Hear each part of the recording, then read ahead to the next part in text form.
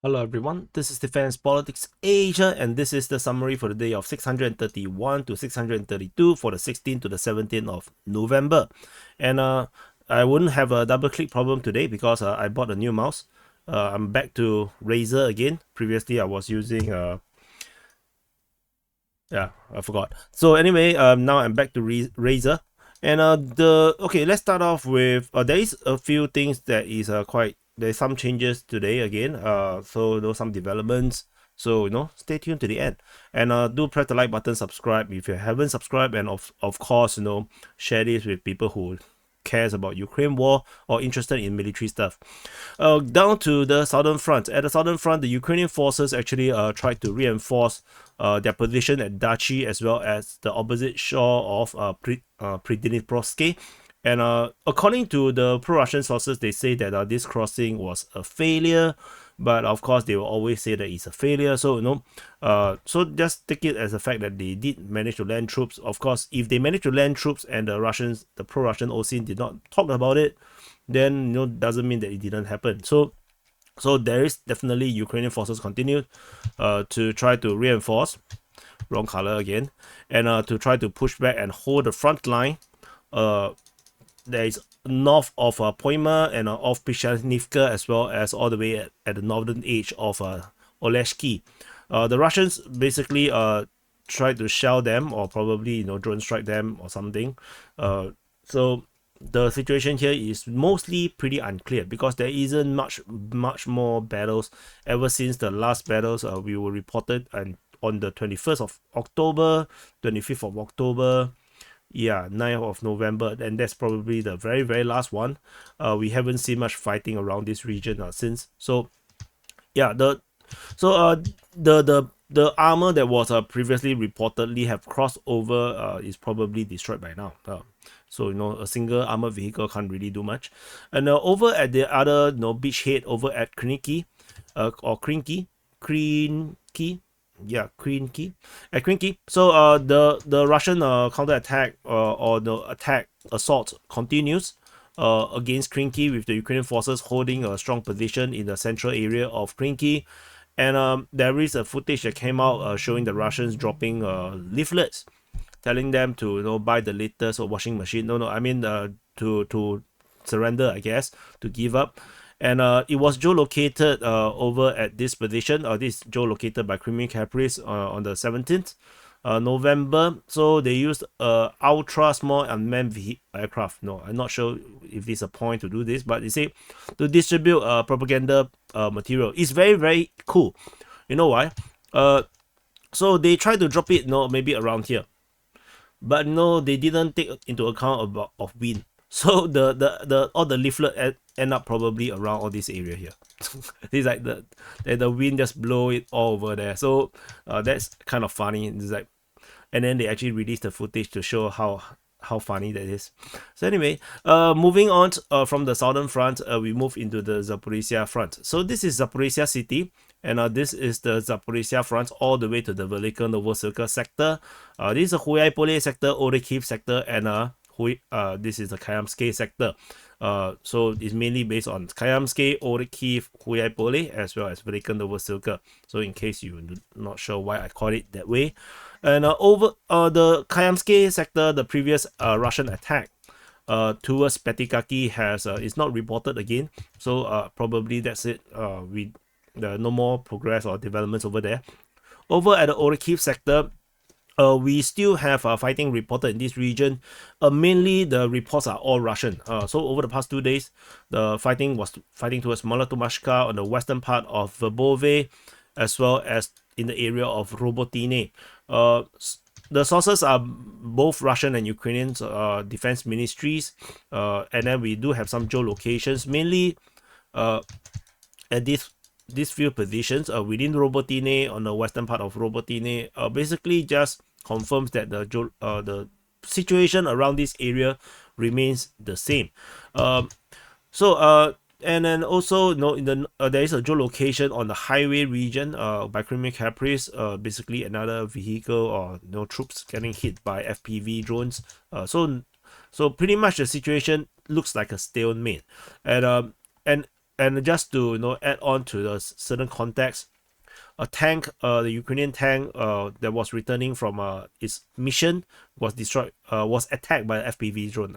I'm not sure if it's destroyed, but it just continues to show that the entire road here can be quite dangerous for the Ukrainian forces, even as they try to move towards their firing or operation positions. So and this is why I kept saying that the Ukrainians should have first prioritized capturing Kopani, taking the security of the western flank of Robotini. The fact that they go straight for Robotini alone and leaving Kopani under Russian control, this gives them a incredibly difficult position to hold, as this road down is actually very, very unsecure, and they can hold the front line here. They try to push out in this direction, but this is heavy entrenchment. You can see that there is this Surovikin line, along this area here. So this is just a disaster. This is the main road, and all this area around here is just farmlands and small roads or dirt roads, which is very hard to traverse. So yeah, this is why Kopani was important, but the Ukrainian forces is now pretty spent. I don't think they have the capability to do any more major offensive operations tentatively. They could do it in the future. There is rumors of 10 Leopard tanks, Leopard 1 tanks, Leopard 1 being delivered some 1 week ago, I think. So, and there is rumors of Abrams tank. We haven't seen much of Challenger tanks at all. So the Ukrainians still probably have capabilities. Another rumor about Challenger tanks, why we didn't see much of them, was because they were said to use a different type of munition, different from Leopard and Abrams. Leopard and Abrams, I think they shared the same munition, but a Challenger, the British have their own way of thinking. They want something very unique to themselves, and apparently, these are all the depleted uranium shells, and then they all got boom boom in one of these long range missile strikes by the Russians, and the boom boom rumored to have caused nuclear or radiation or some kind of contamination somewhere, and but all the shells are there and it's all gone. So that's why no Challenger tanks. But honestly, they could have just used it as a APC, right? They can send in and use the machine gun. It still works. And moving on, there's nothing over at the Huaypole sector. The fighting at Chevrolet indeed was a one-off, as I mentioned in the previous SITREP. And we move into the Velyka Novosilka sector. In this sector, it turns to pretty quiet, with only fighting reported at Staromayoske on the 16th. According to the Ukrainian Defense Ministry, this is just one attack, and we didn't hear much about it anymore. And actually, yesterday I wanted to do a SITREP, but I actually need to bring my family out, so I have to give up. I left only like Raiba and Deep State UA to map, and then I just ran out of time. So yeah, it's actually quite painful, It's revenue gone actually. So we move into the Donetsk Front. This is the Donetsk Front. And so let me know also, now I don't want to click through every single source to show you. For those that really want to see the sources, just go and join to become a DPA officer. You have access to this map, and then you'll be able to see all these sources yourself. Because I think need to make the video less boring, because you guys have no patience. So only the 10-20,000 people who are always supporting me, able to go through all the entire SITREP, with me clicking every single sources, talking about these people are the hardcore ones, but I think to maximize reach, I'm talking too much. There is geolocation of the front line, geolocated by Deep State UA, the pro-Ukrainian source of the Russians' failed attack in the western part of Novodonetsk. So previously there was this attack which was previously geolocated. Oh, this is a very ugly arrow. Geolocated at this position. So at this position, it failed. And apparently the push was actually not just in this area here. The Russian was also trying to push through here, and similarly this was actually taken out by the Ukrainian forces. So not just the Ukrainians have problem in their offensive operations, but the Russians themselves also have a problem with your offensive operations. So yeah, so that is probably pretty depressing for the Russian forces, because they thought that then they are invincible, you know, after defeating the Ukrainian counteroffensive, summer counteroffensive, all the way to through autumn, and winter is coming. You know, be careful of White Walkers. Over at the Voleda region, there is fighting reported in the area of Voleda, according to the Russian Defense Ministry on the 16th. And then Ukrainian Defense Ministry mentioned a push towards Vodian. So this is Vodian, and the Russians apparently is trying to push in this direction, according to the Ukrainian Defense Ministry. The Russians previously only mentioned in this area here as they bombard Ukrainian forces around Voleda. So, but of course, Ukrainian Defense Ministry's words are all often projections. It could be actually the Ukrainians are actually attacking from Vodian. We don't know. So that's a problem with the Ukrainian Defense Ministry. They tend to project, and it's very difficult to, you know. The Russian Defense Ministry do something different. They don't project. What they do is that they don't report on their own offensive. They only talk about the Ukrainian counteroffensive, even though they are the main one that is doing the offensive. So that is the two difference between the two defense ministries. So no, don't just take anyone's words for it. No, don't trust me. No, I'm just full of shit. No, don't believe me. So anyway, there is geolocation by the Deep State UA of Russian forces, which is actually mating. So you see the Deep State UA say that the 72nd Brigade, they show footages of the destruction of Russian equipment that was actually mating. They're trying to produce more equipment, so they are actually doing the effing over there. And you know, it's actually quite brutal, but it's a good way to die, right? You know, the way to finally end your life at the ecstasy of emotions and sensation. So you know, that's always what I used to think, you know, 10-20 years ago when I was still younger. I thought if I want to die, that will be the time to die. But it will actually be very traumatizing for the, you know, the female armored vehicles that was actually, you know, getting filled up with liquids. Anyway, over at Novosilka, there is geolocation of Ukrainian forces getting hit by incendiary shells. Probably TOS-1A. I didn't really dig much into it. But there is fighting reported within this region. So fighting is reported on the 16th and 17th of the Russians pushing, according to the Ukrainian Defense Ministry. Russian Defense Ministry reported the Ukrainians counterattack on the 16th, but that could also be the 15th, depending on the report, because Russian reports tend to be very late.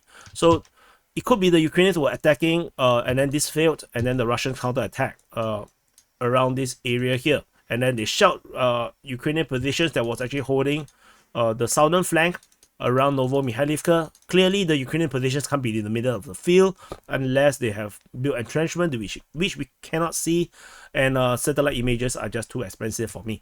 So unless you know unless you guys boost me to 500,000 subs, you know, that every video was like 500,000 views, you know, like certain very popular, you know, pro-Ukrainian guys, you know, they could have the money, you know, and resources to actually buy satellite images. I would do it if I have the resources, but I don't. So no, tough luck. And over at Marinka, the fake city, or the fake town, which is very fake. The fighting also sounds very fake. So anyway, the Ukrainian Defense Ministry said that the Russians continued the attack on the 16th and 17th of November, but this time around, we have footage to prove it. So there is a military summary actually posted this geolocation at this position. It was actually from Boris Rosin. The footage, I will be publishing this footage on the DPA War channel around 8 hours after this SITREP. It shows how flat this town is, which is exactly why I say it's a fake. You know, it's a fraud. No, this town don't exist anymore, but they still call it Marinka. And then, but you know, aside from that, it was actually a drone attack. It was a drone attack supporting infantry assault. So so what happened was that Russian infantry held positions in the rear. The drone flew up. They bombard some stronghold with some grenades or something, or some mortar. I'm not sure. I don't think it's grenade because the explosion is a little big. And after the explosion happened, the infantry charged up and then stormed the stronghold. Whereas the drone circles around and making sure that there's no Ukrainian forces counterattacking. to protect the infantry that is doing the assault. So it's a very interesting video. Do check it out when it's out. If not, you can actually go check out at Boris Rosin's Telegram channel or Military Summaries Telegram channel. So moving on over at Donetsk city's north Avdiivka Front. This is the Avdiivka Front. So at the Avdiivka Front, the Russian Avdiivka offensive continues unabated. This time around, we have some developments. There is fighting reported towards Kreminna again. After a while, we haven't seen this report from the Ukrainian Defense Ministry talking about Kreminna for some time. There is attack towards Novosilka. The Russian attack towards Ocheretiny.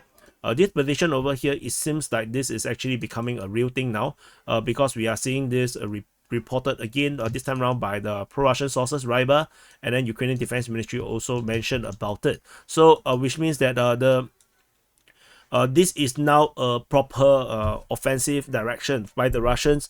On top of that, of course, the usual, the attack towards Svatove. There was attack towards the coke plant, the south of Horlivka, to capture the dachas or small houses just east of the coke plant. The fighting in the south continues from the direction of Yasinovata towards the south around the industrial area. There is also reports of push towards Zivane and Tonenke, as well as fighting over in the inside of Povomaisky. So if it's just inside, it's just Omai. So anyway, there is certain geolocations. Oh no, one more thing. Pro-Ukrainian sources also reported Russians sending a lot of reinforcement into Horlivka, and it's not surprising why they are doing this, because if you look at the number of directions they are pushing out, they are basically pushing out in all directions. They are popasnaing this location.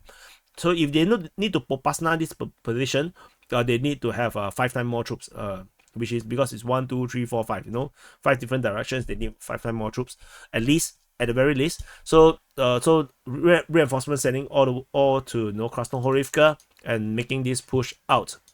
Probably in Badaichi, Ocheretiny, Novosilka, and then they actually need to secure the entire southern flank of Horlivka, take the coke plant eventually. So this is a lot of things to do. Novosilka, Karamik. So yeah, this, you can just imagine how much troops the Russians will need. So but of course, don't take it as is an easy going for the Russians. The Ukrainians are defending really well, and the Russians are actually have to pay the price to do all this attack. The Russians shelled Ukrainian position at Tonenke, showing the Ukrainians are at this position. There's another Ukrainian positions being geolocated south of Germany, which actually negated the entire previous assault. The Russians previously attacked in this area here, which is why the mapping previously was like this. It was not entirely eliminated. Now the Ukrainians have retaken this position in some certain offensive that we probably did not hear about, and then they were actually at this position, showing that the Russians actually have been pushed back around Germany. So the last attack was in September, which is probably a bit too late. Yeah, maybe this one, fighting at Vodian. Yeah, so not too sure what's the situation, or the Russians just attacked, failed, and then they just retreated. The Ukrainians just retake their positions. So that's it. And there's another geolocation. There's a geolocation of fighting in the area. Forward position of the Russian forces in the industrial zone under fire by the drone. If the Russians are in this position, which means that Russian forces have secured this entire industrial area. This is also where the 1 liter Russian tank went on a suicide run, and he didn't die. So this is the area the Russians have conquered. So this is a new development. As I mentioned, there is developments in this area here. The Russian forces is also geolocated across the railway.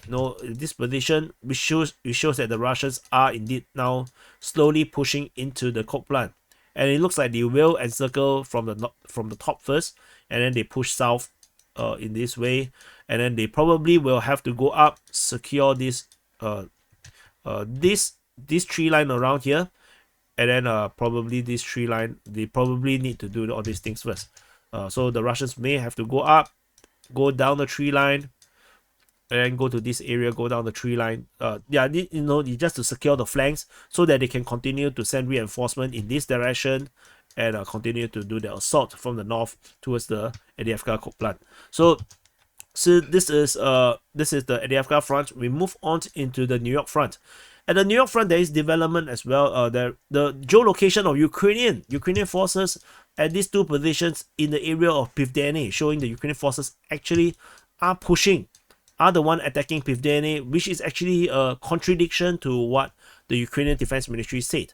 So if you look at the Ukrainian Defense Ministry statement, from the 31st to the 1st of November, the Ukrainian Defense Ministry claims that the Russians are attacking in the area of Pivdene.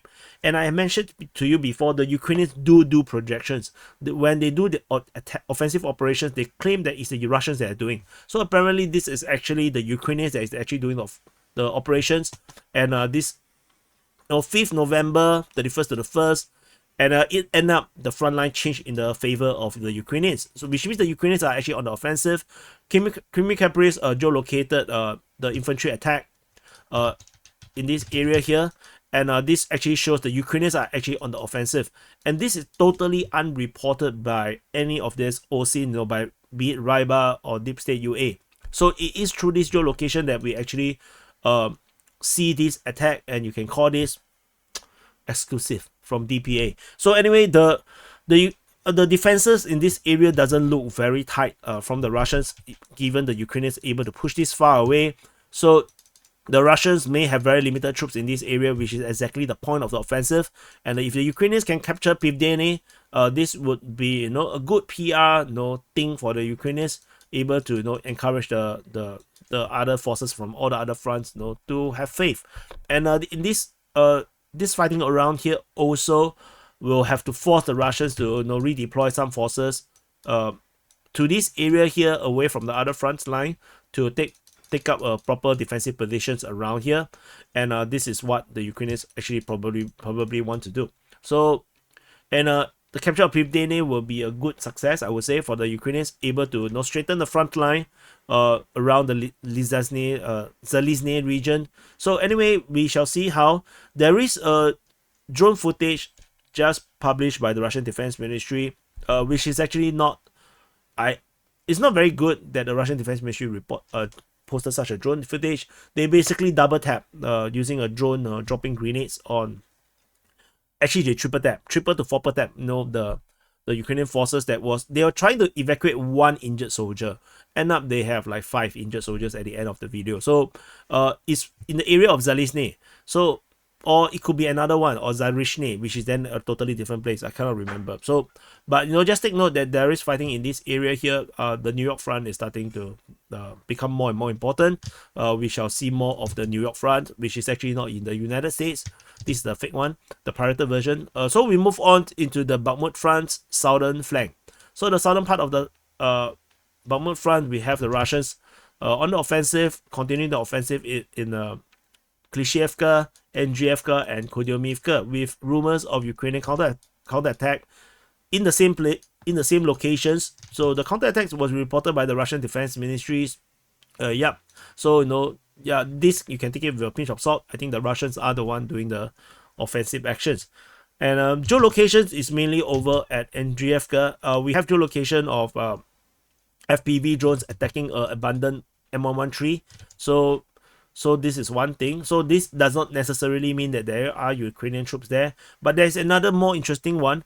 Geolocated by military summary, there is Russian I know it's maybe recon forces, recce. They could be commando type unit like Spetsnaz, or it could be just people who have iron balls. They basically penetrated all the way through into Avdiivka. They basically, according to the story, was posted that they unloaded literally everything in their magazine, throw a lot of grenades, and then they redraw.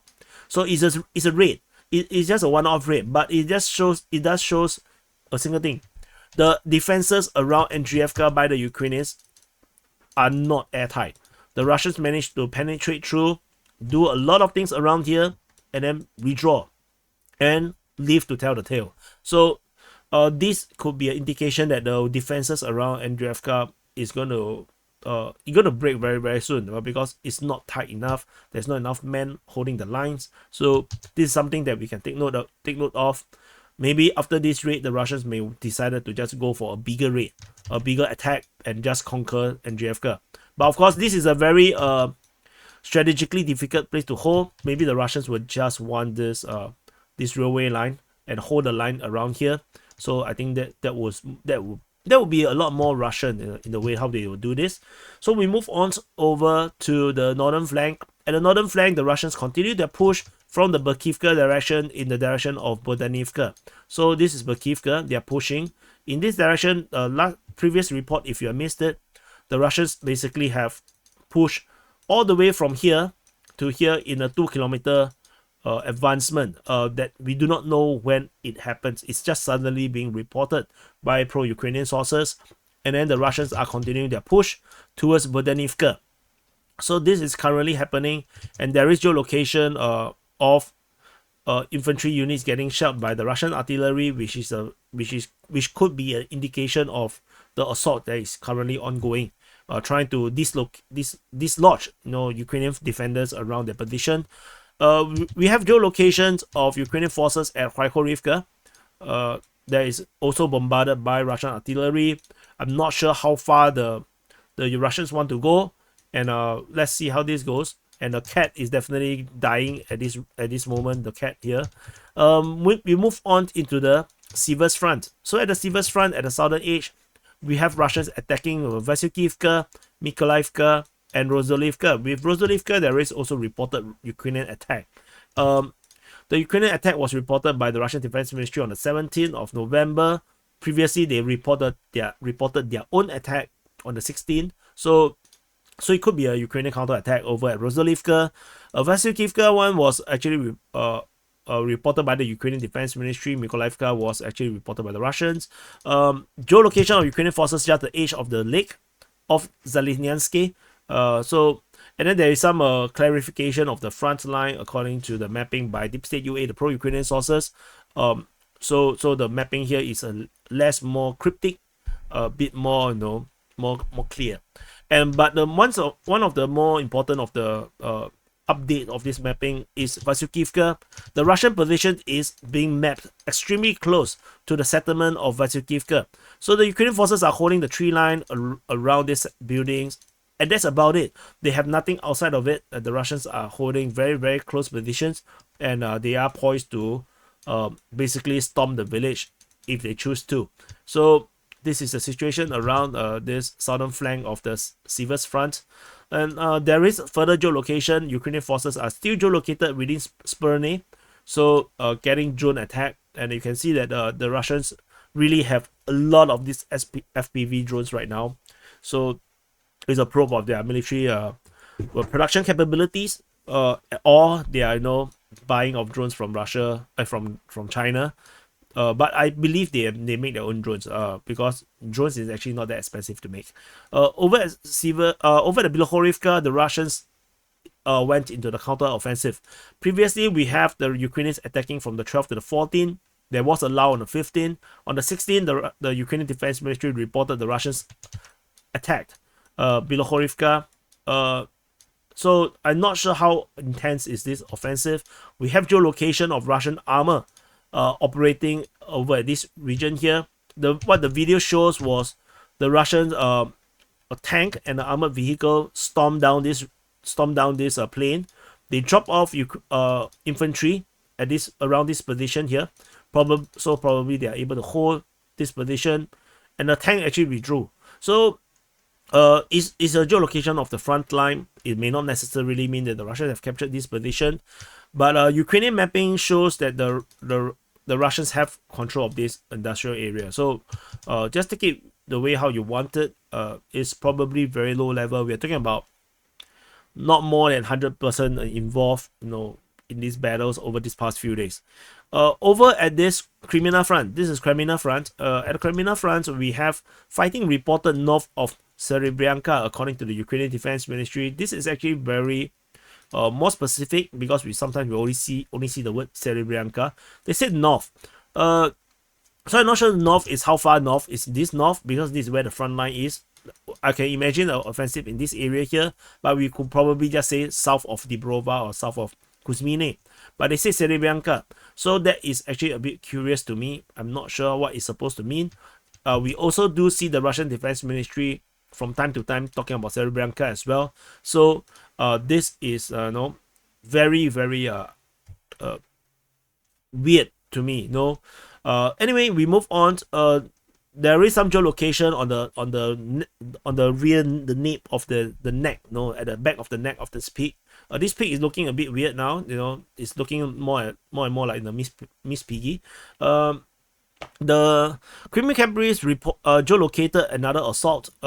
So basically, a Russian IFV, infantry fighting vehicle, basically moved to this position and fired at this location. So this actually confirms the actual front line, that the Russians are holding this eastern part, and then the Ukrainians are holding the forest line here. They got bombarded by this IFV, so there's no overtaking, there's no assault per se. So it's just a geolocation that is very good for us to confirm where the front line is. So moving on, there's nothing over the Svatove Front. The entire front line around Svatove went quiet. There's also no geolocation or whatsoever. We move into the Kupyansk Front. This is Kupyansk city, and this is the Kupyansk Front. So at the Kupyansk Front, the Russians continue their Kupyansk offensive with attack reported over at Liman Pershi, Sinkivka, towards Petropolivka, over at Timkovka, Ivanivka, and Khyslivka. Ukrainian counteroffensive or their own offensive operation was reported at Sinkivka, over at Zagorokivka, correct. And then also, and that's it. This is the strategic situation. So this you can see from this angle is basically a pincer. Oops,